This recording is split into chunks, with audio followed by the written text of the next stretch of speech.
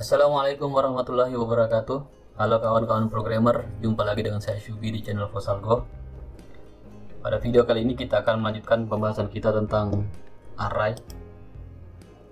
Jadi kita akan coba bikin array dengan tipe objek yang masing-masing objeknya dapat menyimpan variabel nama, umur, dan alamat. Kita langsung buka NetBeans-nya saja. Ini di sini kita buat kelas baru di package yang video sebelumnya ya. Klik kanan new Java class. Di nama kelasnya latihan array vektor 008 ini. Kemudian kita hapus dulu ininya, komentarnya. Blok delete. Kemudian buat sebuah method main. Shortcutnya kalau di NetBeans pakai ESVM, tekan tombol tab di keyboard seperti ini, atau bisa diketikkan langsung ya, public static void main string args. Ya, kita lihat kembali arraynya. Jadi kita butuh array yang menyimpan objek ya. Objeknya terdiri dari 3 variabel, nama, umur, dan alamat. Jadi sekarang kita butuh juga untuk membuat kelasnya. Buat kelas new Java class. Nama kelasnya adalah misalnya kelas orang. Nama kelasnya orang, jenis. Kemudian dia punya variabel atau field. Punya field pertama ada string nama, kemudian integer umur, kemudian string alamat. Untuk sementara visibilitasnya default semua ya. Jadi semua visibilitasnya ini default, bukan public, bukan private, bukan protected, tapi default ya. Kemudian di sini kita butuh sebuah konstruktor. Cara untuk membuat konstruktor kalau di NetBeans sangat mudah. Klik kanan saja di sini. Jadi nanti konstruktornya mau diletakkan di sini. Kita klik kanan saja, insert code, kemudian konstruktor. Kemudian pilih select all karena kita mau buat konstruktor dengan 3 variabel ini, 3 parameter ini. Kemudian generate. Oke, ini konstruktornya sudah selesai. Saya perlihatkan lagi kode kelasnya. Jadi kita punya kelas orang, ada 3 fieldnya, ada 3 variabelnya, ada 3 variabel kelasnya. Variabel nama, tipenya string, kemudian variabel umur, tipenya integer, kemudian variabel alamat, tipenya string juga. Kemudian kita juga punya sebuah metode konstruktor. Metode konstruktor ini untuk diketahui ini adalah sebuah metode yang namanya sama dengan nama orangnya. Metode ini pertama kali dipanggil pada saat dia diinisialisasi, pada saat kita membuat instan dari kelasnya atau membuat objek. Metode konstruktor ini biasanya ditulis setelah keyword new. Jadi kalau ada new kemudian ada metode dipanggil, itu metode yang dipanggil itu adalah metode konstruktor. Kemudian parameternya ada 3, nama, umur, dan alamat. Kemudian parameter ini nama kita gunakan untuk di sini. Nama ini kita letakkan di sini ya. Digunakan untuk menginisialisasi variabel nama yang ada di sini. Ini kebetulan namanya sama. Kemudian umur juga, nama variabelnya sama ya, sama-sama umur, sama huruf besar kecilnya. Jadi kalau sama seperti ini, maka untuk membedakan antara ini variabel parameter method atau bukan, atau kalau dia variabel kelas, kita lihat dari this-nya. Jadi kalau ada this-nya ini berarti dia ini sudah jelas yang dipanggil adalah variabel kelasnya ya, atau field-nya. Kalau pakai editor NetBeans sebenarnya bisa dilihat dari warnanya ya. Kalau dia warna hijau ini biasanya dia variabel kelas. Coba kita hapus. Kalau dia dihapus seperti dia ambigu. Ini yang dimaksud mana? Jadi kalau seperti ini berarti yang dimaksud sebenarnya kita tidak pernah mengeset variabel nama ini ya. Yang diset adalah variabel yang di sini juga. Nama sampai dengan nama ini tidak mendapatkan efek apa-apa. Nanti untuk lebih jauhnya tentang OOP nanti kita bahas lagi insya Allah di video-video berikutnya. Untuk saat ini kita buat seperti ini. Stringnya ada value sama tipenya, kayak visibilitasnya. Kemudian kita punya metode konstruktor. Oke, metode ini nanti kita akan buatkan array-nya. Jadi kita buat array yang terdiri dari nama orang, kemudian di dalamnya ada nama, umur, dan alamat. Kita kembali ke kelas yang sebelumnya kita buat, latihan array vektor 018. Ya, di sini kita buat array. Buat array untuk menyimpan ini nama, umur, dan alamat ya. Ada Iwan 25 Jalan Rambutan. Jadi kita punya objek pertama bisa seperti ini, orang. Kita beri sini nama orang satu, orang pertama ini ya. Jadi ini adalah kelasnya ya, kelas orang yang ini, kelas orang ini. Kemudian ini orang satu dan nama objeknya atau instan dari kelas ini, nama objeknya ya yang akan kita buat. Kemudian keywordnya. Setelah keywordnya tadi saya sebutkan bahwa setelah keywordnya kita akan menuliskan metode konstruktor. Jadi kita bisa copy ini. Metode konstruktor itu juga selalu punya nama yang sama dengan nama kelas ya. Saya copy saja, kemudian ini saya ganti dengan namanya. Jadi Iwan, umurnya 25. Kemudian di sini Jalan Rambutan. Iwan 25 Jalan Rambutan. Oke, seperti ini. Kenapa yang ini pakai petik dan yang ini tidak? Jadi gini karena tipenya string maka dia pakai 2 petik ya. Ini juga pakai 2 petik karena tipenya string. Sedangkan yang di tag ini adalah bilangan integer. Sesuai dengan yang ada di sini. String, integer.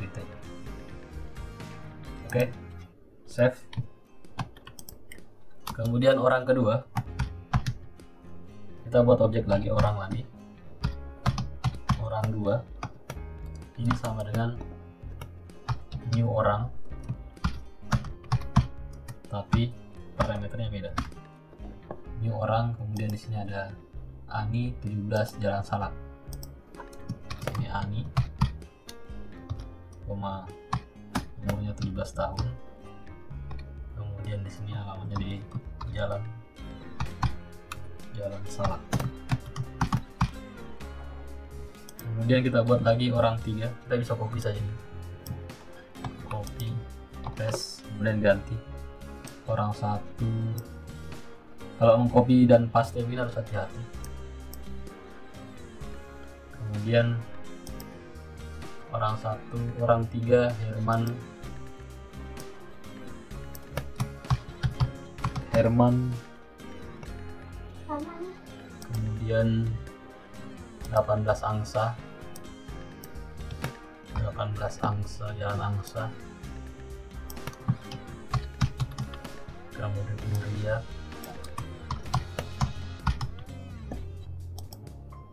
15 Jalan Kelinci.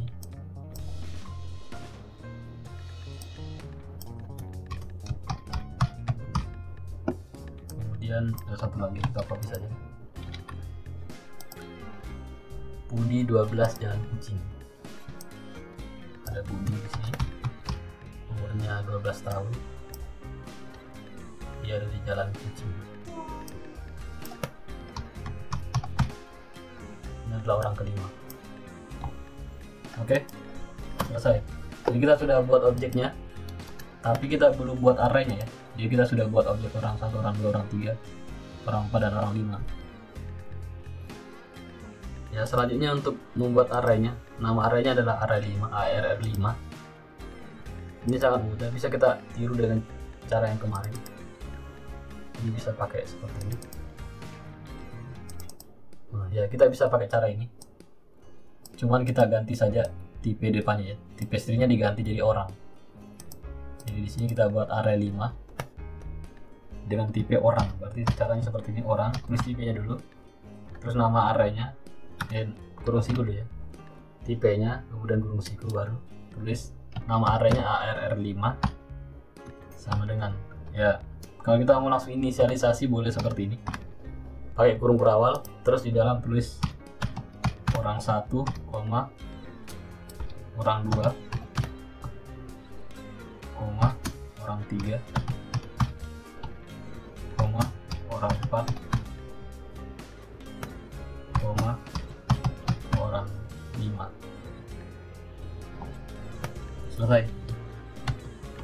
Kemudian kalau kita mau cetak melalui array, sebenarnya kita bisa cetak langsung dari sini, dari orang 1, orang 2. Tetapi kita mau cetak ini dengan menggunakan array, dan kita pakai for. Jadi ini sudah jadi ya. Di sini sudah jadi arraynya, sudah dimasukkan juga nilai, sudah diinisialisasi. Kalau mau dicetak bisa pakai for, bisa pakai for each ya. Orang, kemudian misalnya org titik 2. Org ini saya ambil dari array 5, arr5 seperti ini ya. Kemudian kalau mau saya cetak, saya bisa cetak seperti ini, sort nama titik 2 spasi, kemudian seperti saja nama, umur, alamat, spasi.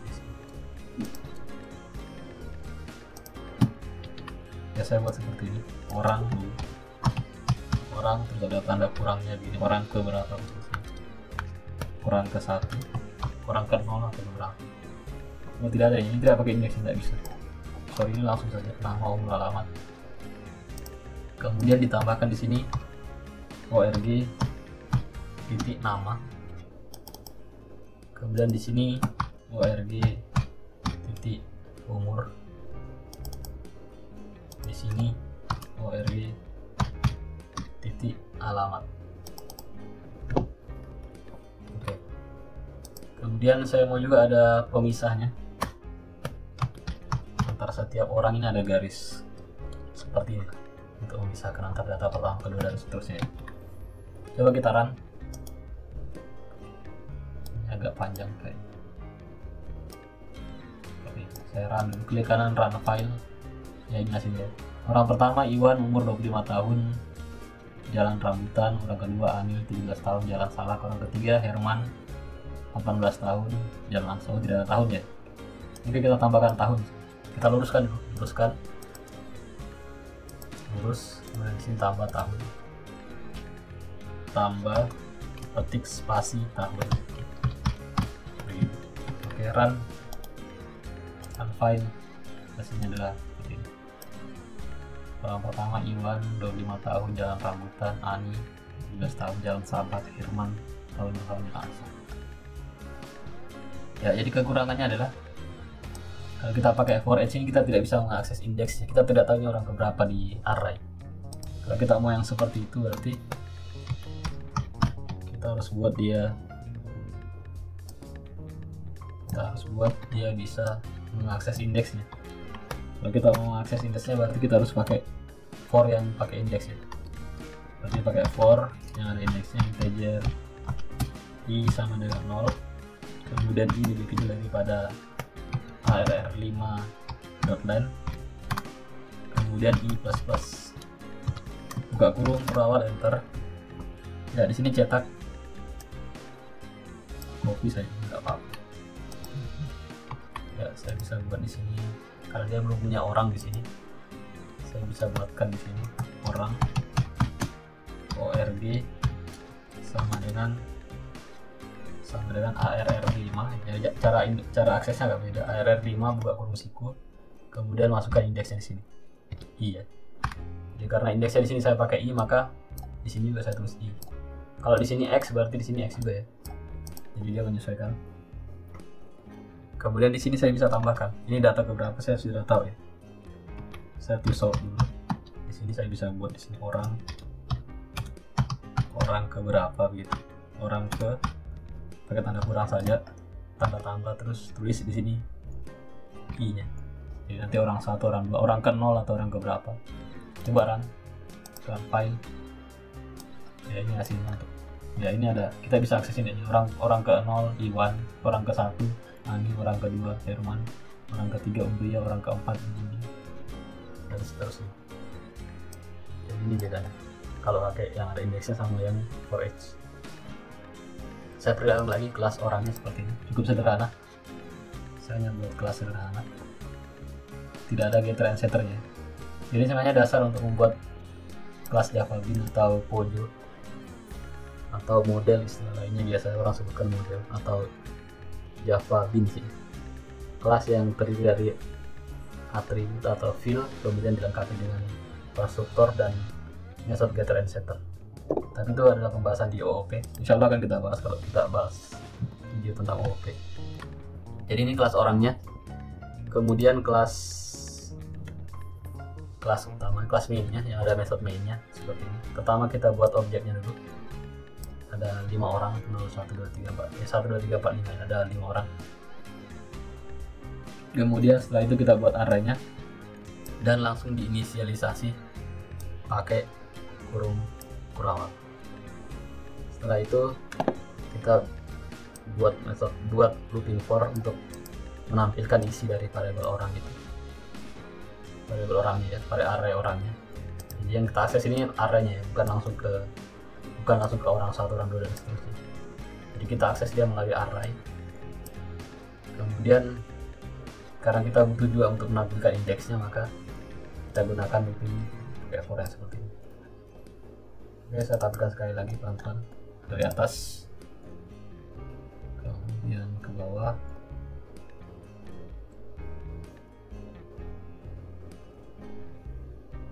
Oke, baik, saya kira untuk tutorial tentang bagaimana membuat array menggunakan tipe kelas atau objek saya cukupkan sampai di sini dulu. Insya Allah kita akan ketemu lagi pada video tutorial berikutnya. Terima kasih. Wassalamualaikum warahmatullahi wabarakatuh.